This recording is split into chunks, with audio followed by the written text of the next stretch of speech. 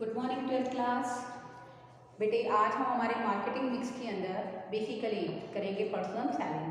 Personal selling क्या होती है? Personal selling means personal interaction से गुड्स और सर्विस को सोल्ड आउट करना is known as personal selling. देखो बेटे पर्सनल सेलिंग के अंदर बेसिकली क्या होता है, जो सेल्स पर्सनल होता है वो डोर टू डोर सेलिंग करता है, हर एक तरह से कंज्यूमर को प्रोडक्ट के बारे में इंफॉर्मेशन प्रोवाइड करता है, उसकी जो क्वेरीज हैं उसको सॉल्व करता है और उसको कहीं ना कहीं प्रिपेयर करता है कि वो प्रोडक्ट को क्या करे, खरीद ले। तो देखो बेटे यहाँ पर पर्सनल सेलिंग क्या है? Contacting prospective buyers. प्रोस्पेक्टिव क्या होते हैं बेटे? जो भविष्य में क्या करेंगे, प्रोडक्ट खरीद लेंगे, संभावित क्रेता है, उन सबको क्या करता है, प्रोडक्ट के लिए बेसिकली पर्सनली प्रिपेयर करता है, उसको क्या कहते हैं हम लोग, पर्सनल सेलिंग। तो बेटे यहाँ पर रिचर्ड ब्रूस्क्रिप्ट की हमारे पास प्रॉपर डेफिनेशन है, आपको डेफिनेशन भी याद करनी है बच्चों। Personal selling consist of contacting prospective buyers of product personally. यहाँ पर पर्सनल सेलिंग का अर्थ क्या है कि हम अपने बेसिकली जो प्रोस्पेक्टिव बायर्स हैं, संभावित क्रेता हैं, उनको व्यक्तिगत रूप से मिलकर प्रोडक्ट के बारे में इंफॉर्मेशन प्रोवाइड करते हैं और उसको प्रिपेयर भी करते हैं, सेटिस्फाई करके उसको माइंडली प्रिपेयर भी करते हैं कि वो आपके प्रोडक्ट को क्या करे, खरीद ले। This is known as personal selling. Personal selling की फीचर्स क्या हैं? क्या होना चाहिए? First one, personal fund. There is a personal interaction between the sales personnel and as well as the customer। तो ये बेटा क्या है, व्यक्तिगत रूप है। It's a dialogue not a monologue. क्योंकि एडवर्टाइजमेंट क्या होती है बेटे मोनोलॉगी होती है, यानी कि एक तरफा है, लेकिन ये क्या होती है बच्चे, टू वे कम्युनिकेशन होती है। Because in this personal sharing their is a personal interaction between the consumer और सेल्स पर्सन। ओके, सेकेंड है बच्चों यहाँ पर development of relationship. When the buyer meet again to the sales personnel, then there will be a created strong relationship between the seller and the buyer। Because basically क्या होता है बेटे कि जब बार बार उसके टच में आएगा, उसकी हर तरह से उसकी साइकोलॉजी को समझ जाएगा, उसकी पसंद नापसंद को जानने लग जाएगा, तो बेटे इसके कारण उनके बीच में अच्छे संबंधों का निर्माण होता है। नेक्स्ट है बच्चों हमारा यहाँ पर ओरल कन्वर्सेशन। ओरली कन्वर्सेशन होता है बेटे जब पर्सनल आप इंटरेक्शन कर रहे हो तो आप आपस में जो बातचीत होगी वो क्या होगी, मौखिक रूप से होगी, ठीक है। और बेटा जब oral conversation is always better than written communication. Why? Because in oral conversation there are so many queries about related to the product that can be solve by the oral conversation. Next है बच्चों quick solution of queries. Queries क्या होता है? Sometimes when a buyer is going to purchase a product there are so many queries in his mind. Product कैसा है, उसकी basically product की durability कैसी है, ठीक है ना, और भी बेटा प्रोडक्ट कितने टाइम चलेगा, उससे संबंधित बहुत सारी बातें। कहीं प्रोडक्ट का प्राइस बहुत ज़्यादा तो नहीं है, प्रोडक्ट के अंदर और कोई कलर अवेलेबल है या नहीं है, प्रोडक्ट कितने बेसिकली क्वांटिटी में अवेलेबल है। So many queries in the mind of consumer while buying the product. Easy solution, बहुत पर्सनल सेलिंग के थ्रू बेसिकली जो सेल्स पर्सन है वो उसकी सारी क्वेरीज को बहुत आसानी से सॉल्व कर सकता है। By giving the appropriate answer, he or she can satisfy the man. He and she can satisfy the consumer. Okay. Next है बच्चों receipt of additional information। देखो बेटे in a personal selling, the consumer is aware about the additional information। उसको अतिरिक्त जानकारी मिल जाती है, उसके लिए जागरूक हो जाता है। कैसे? क्योंकि बेटे जब वो डायरेक्टली इंटरेक्शन करेंगे तो बेटा जो भी उसके दिमाग में कोई भी क्वेश्चन होगा, कोई भी क्वेरी होगी, उसको सॉल्व कर पाएगा। साथ ही साथ बेटे वो सेल्स पर्सोनल से प्रोडक्ट के बारे में बहुत सारी तरह के इन्फॉर्मेशन क्या कर सकता है, कलेक्ट कर सकता है। नेक्स्ट है बच्चों यहाँ पर हमारा बेसिकली रियल सेल। अब देखो बेटे इन अ पर्सनल सेलिंग ही और she does not only provide the information about the product, he can also influence the consumer to purchase the product and that's the result क्या होगा इसका, रियल सेल में convert हो जाएगा। अब बेटे हम लोग बात करते हैं कि क्वालिटीज क्या होनी चाहिए एक सेल्समैन के अंदर, एक अच्छे सेल्समैन के अंदर क्या क्वालिटी होनी चाहिए। फर्स्ट है बच्चों यहाँ पर फिजिकल क्वालिटीज। फिजिकल क्वालिटीज क्या है? शारीरिक क्षमता। कहते हैं ना first impression is the last impression. इसका मतलब क्या है कि आपका जो पहला प्रभाव है उसके बाद आप कितनी कोशिश कर लीजिए आप अपनी इमेज को चेंज नहीं कर सकते। तो बेटा जो सेल्स पर्सन है वो क्या होना चाहिए, हेल्दी होना चाहिए, ठीक है ना। बेसिकली फिजिकल मूवमेंट उसकी बहुत अच्छी होनी चाहिए। जैसे मान लो बेटे वो बायर को कोई प्रोडक्ट दिखा रहा है और बायर ने बोला किस कलर में होना चाहिए, इस क्वांटिटी में होना चाहिए, then he is able to find the to search the product and available to the consumer. तो बेटे वो फिजिकली क्या होना चाहिए, फिट होना चाहिए। अगर फिजिकली फिट होगा तो नो डाउट बेटे वो बेसिकली कस्टमर को बहुत जल्दी सेटिस्फाई कर पाएगा। सेकेंड है साइकोलॉजिकल क्वालिटी। साइकोलॉजिकल क्वालिटीज का मतलब क्या है, यानी कि मनोवैज्ञानिक गुण भी होना चाहिए। ही also known about the customer psychology, उसको कंज्यूमर की साइकोलॉजी के बारे में पूरा पता होना चाहिए, पूरी नॉलेज होनी चाहिए कि वो कंज्यूमर किस तरह का प्रोडक्ट चाहता है, कितनी क्वालिटी में चाहता है, किस प्राइस पर वो उसको अवेलेबल कराएं ताकि वो उस प्रोडक्ट को खरीद सके। तो बेटे यहाँ पर बेसिकली अच्छे संबंधों का आधार क्या है कि एक सेल्स पर्सन को क्या होना चाहिए, गुड सेल्समैन के अंदर बेसिकली साइकोलॉजिकल क्वालिटी भी होनी चाहिए ताकि वो कंज्यूमर बिहेवियर के अकॉर्डिंग उसकी बातों को समझ सके। अगर उसकी बातों को समझेगा तो उसको बहुत अच्छे तरीके से सेटिस्फाई कर पाएगा। नेक्स्ट है बच्चों यहाँ पर technical quality. Sometimes the product is of technical nature. Technical nature का है, हाउ टू ऑपरेट देम, उसकी ड्यूरेबिलिटी क्या है, उसमें कितना टाइम लगेगा, उसको कितने समय तक यूज किया जा सकता है। There are so many questions in the mind of consumers while purchasing the product. अगर प्रोडक्ट टेक्निकल नेचर का है then the sales person have complete knowledge of the product कि टेक्निकल्स को कैसे ऑपरेट करना है, कैसे बेसिकली जैसे मान लो होम अप्लायंसेस हैं बच्चों, ठीक है ना, माइक्रोवेव है उसको कैसे ऑपरेट करना है, कैसे नहीं करना है, हर तरह से उसको नॉलेज होनी चाहिए ताकि वो टेक्निकली नॉर्म्स के आधार पर कस्टमर को सेटिस्फाई कर सके और सेल्स को प्रमोट कर सके। ठीक है बच्चों। नेक्स्ट है गुड कम्युनिकेशन स्किल्स। देखो बेटे कहते हैं ना कि कम्युनिकेशन क्या है, it refers to the transfer of ideas thoughts to other person. ठीक है ना, अपने विचारों को अपनी बातों को दूसरे तक पहुंचाना है ताकि वो आपकी बातों को समझ सके। तो बेटा ए good salesman must be a good communicator ताकि वो प्रोडक्ट के बारे में कैरेक्टरिस्टिक्स जो हैं उस प्रोडक्ट के अंदर क्या क्या क्वालिटीज़ हैं उनको बहुत अच्छे तरीके से एक्सप्लेन कर सके। अगर वो एक अच्छा कम्युनिकेटर होगा, अच्छी कम्युनिकेशन स्किल्स होंगी, उसकी बातचीत करने के तरीके बहुत बेहतर होंगे तो वो क्या कर पाएगा, अपने कस्टमर को इजीली सेटिस्फाई कर पाएगा। तो बेटा इसके लिए बहुत ज़रूरी होता है कि जो एक अच्छा सेल्समैन है वो एक अच्छा उसके अंदर एक अच्छी कम्युनिकेशन स्किल्स हो, अपनी बात को सामने वाले को बहुत अच्छे तरीके से प्रेजेंट कर सके और उसको ईजिली अंडरस्टैंड भी करा सके।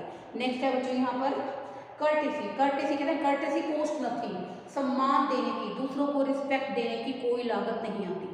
अगर आप सामने वाले को बेटे रिस्पेक्ट करते हो, ठीक है ना, इज्जत करते हो तो आपकी इसकी कोई कॉस्ट नहीं है। चलो मैं एक एग्जांपल लेती हूँ कि मॉडर्न टाइम के अंदर बेटे स्टूडेंट्स के अंदर रिस्पेक्ट काफ़ी कम हो रही है। स्टूडेंट्स के अंदर नहीं, हम कहते हैं चिल्ड्रंस के अंदर रिस्पेक्ट काफ़ी कम हो रही है। वो अपने पेरेंट्स की रिस्पेक्ट नहीं करना चाहते हैं एक उम्र के बाद, वो अपने टीचर्स को रिगार्ड नहीं करना चाहते हैं। तो आप मुझे एक बात बताइए बच्चों, क्या कर्टेसी की कोई कॉस्ट होती है? सम्मान करने की, दूसरे को इज्जत देने की कोई लागत नहीं आती। एक good salesman also have courteous nature towards his customer. वो बेटे बेसिकली क्या बात करता है, okay thank you sir, welcome sir, why he is in the courteous words. वो इसलिए सम्मानजनक शब्दों का प्रयोग करता है ताकि सामने वाले को वो क्या कर सके, प्रभावित कर सके। तो इसलिए बेटे बेसिकली हमें क्या होना चाहिए, as a good salesman courteous nature का होना चाहिए। लास्ट है बच्चों यहाँ पर हमारा capacity to inspire the trust. The consumer is ready to get your product, ready to purchase your product when you are able to inspire its trust. जब आप उसके विश्वास को प्रभावित कर सकें, अगर आप उसको विश्वास के अंदर ले सकते हैं, अपने प्रोडक्ट के साथ कनेक्ट कर सकते हैं, then he and she is ready to purchase the product। तो इसलिए बेटे एक गुड सेल्समैन के अंदर क्वालिटी क्या होनी चाहिए कि वो आपके विश्वास को प्रभावित कर सके, आपको अपने प्रोडक्ट को लेकर विश्वास क्रिएट कर सके। अगर ट्रस्ट को क्रिएट करेगा तो बस अल्टीमेटली क्या होगा, it will be resulted as a real sale. बेटे इसी वीडियो के अंदर हम लोग करेंगे हमारे जो सेल्स प्रमोशन कॉन्सेप्ट हैं उनके बारे में। बेटे अब हम करेंगे सेल्स प्रमोशन के बारे में। सेल्स प्रमोशन क्या होता है बेटे, वो सब एक्टिविटीज जो सेल्स को प्रमोट करती हैं, other than advertising, other than personal selling and other than publicity, those activity which promote the sale of a product is known as sales promotion। देखो बेटे सेल्स प्रमोशन वो शॉर्ट टर्म इंसेंटिव्स होते हैं जो क्या करते हैं, एनकरेज करते हैं प्रोडक्ट की सेल को, बायर को हर तरह से मोटिवेट करते हैं ताकि वो प्रोडक्ट को इमीडिएटली क्या कर लें, परचेज कर लें। तो उसको क्या कहते हैं हम लोग, सेल्स प्रमोशनल एक्टिविटीज। क्या क्या कैरेक्टरिस्टिक्स होती है बच्चों सेल्स प्रमोशन की? फर्स्ट है बेटे हमारा यहाँ पर it does not include advertising, personal selling और पब्लिसिटी। इसके अंदर ना तो एडवर्टाइजमेंट शामिल होती है, ना ही पर्सनल सेलिंग और ना ही बेटे इसके अंदर पब्लिसिटी। पब्लिसिटी के बारे में थोड़ा सा मैं आपको बताती हूँ। पब्लिसिटी क्या होती है बेटे? Non paid presentation of a product that also stimulates the buyer to purchase the product. देखो बेटे पब्लिसिटी क्या है? प्रचार, यानी कि एक तरह से पब्लिसिटी भी क्या है? सेल्स को प्रमोट करती है। लेकिन बेटे इसके लिए जो प्रोड्यूसर है, जो मैन्युफैक्चरर है, उसको कुछ भी पे करने की जरूरत नहीं होती। कई बार बेटे हम लोग किसी प्रोडक्ट को पसंद करते हैं तो हम दूसरे को उस प्रोडक्ट के बारे में एजुकेट कर देते हैं, नॉलेज प्रोवाइड कर देते हैं। इसके कारण वो हमारी इंस्पिरेशन में आकर प्रोडक्ट को खरीद लेता है। तो इसको कहते हैं बच्चों पब्लिसिटी। ओके, तो जो पब्लिसिटी है वो नॉन पेड प्रेजेंटेशन है। Nothing is paid by the producer और manufacturer to promote the sale. This is known as publicity. ठीक है ना, क्योंकि इससे कहीं ना कहीं सेल्स तो प्रमोट होती है, बट ये ना तो एडवर्टाइजिंग है, ना ही पर्सनल सेलिंग है और ना ही प्रमोशनल इवेंटिंग है। ठीक है ना, सेल्स प्रमोशन एक्टिविटीज है। ये एक तरह से क्या है कि जो सेल को तो प्रमोट कर रही है, लेकिन उसके लिए मैन्युफैक्चरर को कुछ भी पे नहीं करना पड़ता। जैसे कि न्यूज़ एडिटर है बेटे, आपके प्रोडक्ट से इन्फ्लुएंस में आकर क्या करता है, आपके प्रोडक्ट के बारे में अच्छा लिख देता है अपनी मैगजीन्स के अंदर। जितने भी जो रीडर हैं उस मैगजीन को पढ़ते हैं, वो उस प्रोडक्ट के प्रभाव में आ जाते हैं और उस प्रोडक्ट को क्या कर लेते हैं, वो खरीद लेते हैं। तो बेटा ये क्या होती है? पब्लिसिटी। तो सेल्स प्रमोशन इन सबसे अलग है, चाहे वो एडवर्टाइजमेंट है, चाहे वो door to door selling, personal selling है, और चाहे वो क्या है, पब्लिसिटी। ये ओकेजनल होता है बेटे, जैसे दिवाली के मौके पर बेसिकली क्या करा, जो अपनी सेल्स को प्रमोट करने के लिए जो मैन्युफैक्चरर होते हैं बेटे वो क्या कर देते हैं, बेसिकली डिस्काउंट प्रोवाइड कर देते हैं, रिबेट प्रोवाइड कर देते हैं। ठीक है ना, छूट दे देते हैं, क्वांटिटी के मेजरमेंट इंक्रीज कर देते हैं। कोई प्रोडक्ट 200 ग्राम्स का है, उसमें 250 ग्राम्स का जो प्रोडक्ट है वो इन्वॉल्व कर दिया। ठीक है बेटे, तो ये बेटा क्या है, ओकेजनल ही होता है। सेकेंड वन, ये क्या करता है, सेल्स को प्रमोट करता है। ठीक है, सेल्स प्रमोशन केवल कंज्यूमर को ही मोटिवेट नहीं करता, डिस्ट्रीब्यूटर को भी मोटिवेट करता है। क्योंकि बेटे सेल्स प्रमोशनल एक्टिविटीज के कारण सेल बढ़ती है, सेल बढ़ने से जो प्रमोशनल इवेंट्स के कारण जो डिस्ट्रीब्यूटर है उसको भी क्या होते हैं, बेनिफिट्स होते हैं। तो बेटे यहाँ पर जो सेल्स प्रमोशन क्या करता है, मोटिवेट करता है, कंज्यूमर को नहीं डिस्ट्रीब्यूटर को भी करता है। ये ओकेजनल एक्टिविटी होती है, स्पेशल ओकेजन पर आती है। शॉर्ट टर्म एक्टिविटीज है बच्चों, ये जैसे दिवाली के मौके पर निकाल देते हैं product combination, buy one get one free. Okay, and last one is sales promotion हमारी एडवर्टाइजिंग में प्रोडक्ट की पर्सनल सेलिंग में क्या करता है, हेल्प करता है। क्योंकि पहले से सेल्स प्रमोशन स्कीम्स चल रही हो तो कंज्यूमर को प्रोडक्ट के बारे में नॉलेज होती है, तो इसलिए उसको एडवर्टाइज किया जा सकता है, पर्सनल सेलिंग के थ्रू उसको सेल किया जा सकता है। अब हम बात करते हैं टूल्स कौन कौन से हैं। एक है बेटे रिबेट। रिबेट क्या होता है बेटे कि आपको प्रोडक्ट के लिए हमने कह दिया कि आप एक गाड़ी खरीदेंगे उस पर आपको 12,000 रुपये कम देने पड़ेंगे, that is rebate, particular rate. Okay, discount क्या होता है बेटे कि जैसे आपको 10% एवरी आइटम, आप कुछ भी खरीदिए, जैसे बेटा जब सर्दियों का सीजन ऑफ होगा तो वुलन के जितने भी ट्रेडर्स हैं वो क्या करेंगे, वुलन पर 10 या 20% ऑफ निकाल देते हैं, that is known as so discount. Discount भी क्या करता है, सेल्स प्रमोशन में हमारी हेल्प करता है। उसके बाद बेटे प्रोडक्ट कॉम्बिनेशन। प्रोडक्ट कॉम्बिनेशन क्या होता है बेटे कि बेसिकली आप किसी मेजर प्रोडक्ट के साथ क्या करते हैं, हर दूसरा प्रोडक्ट कंबाइन कर देते हैं। ठीक है ना, जैसे आपने क्या किया, मिक्सर जूसर के साथ आपने 5 किलोग्राम शुगर फ्री कर दी।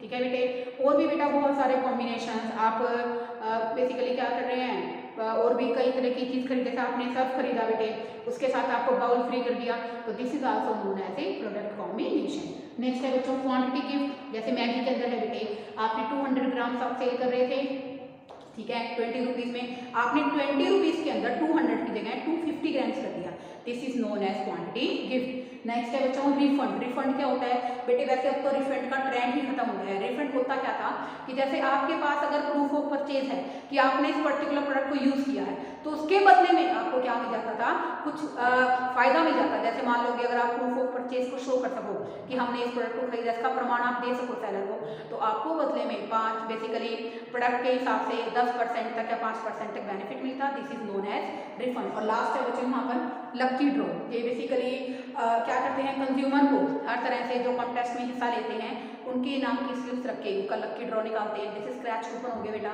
ठीक है ना, तो ये सब क्या है बेटे, टूल्स ऑफ सेल्स प्रमोशन। तो बेटा in next video we will discuss about the public relation. Okay, thank you students.